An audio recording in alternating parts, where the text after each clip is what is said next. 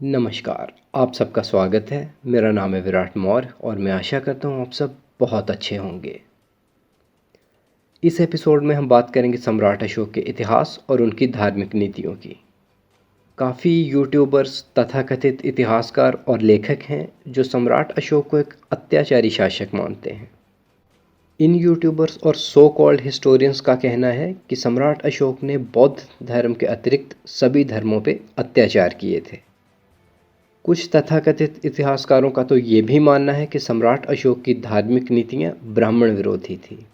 सम्राट अशोक की नीतियाँ ब्राह्मण विरोधी थी या नहीं, चलिए इस विषय में विस्तार से जानने की कोशिश करते हैं। जब देश के इतिहासकार और लेखक अनबायस्ड यानी निष्पक्ष होते हैं तो देश के लोगों तक अपने इतिहास की निष्पक्ष और सही जानकारी पहुंचती है। लेकिन दुर्भाग्य से 1947 के बाद से ही काफ़ी भारतीय इतिहासकारों का झुकान किसी न किसी राजनीतिक दल या धर्म संप्रदाय की ओर अधिक था, जिसकी वजह से भारत के लोगों तक अपने ही इतिहास की सही जानकारी नहीं पहुंच पाई। और फिर यही गलत इतिहास स्कूल यूनिवर्सिटीज़ में पढ़ाया जाता है, जिसकी वजह से जनरेशन टू जनरेशन सभी उस गलत इतिहास को भी सही मानने लगती हैं। आजकल सोशल मीडिया और यूट्यूब पे ऐसे बहुत से नकली इतिहासकार ये कहते मिलेंगे कि सम्राट अशोक कट्टर बौद्ध और ब्राह्मण विरोधी शासक थे। ये लोग मौर्य इतिहास के बारे में ना कोई सही किताब पढ़ते हैं और ना ही उस पर कोई रिसर्च करते हैं। ये लोग अधिकतर जानकारी काल्पनिक बौद्ध ग्रंथों और कुछ बेतुके आर्टिकल से उठाते हैं।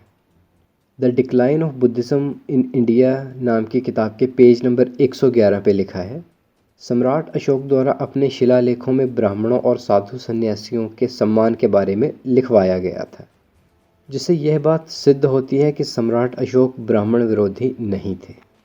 इसी तरह द मौर्यन पॉलिटी किताब के पेज नंबर 250 पे भी लेखक ने अशोक के शिलालेखों की एग्जाम्पल देते हुए सम्राट अशोक द्वारा ब्राह्मणों और सन्यासियों के सम्मान के बारे में लिखा है।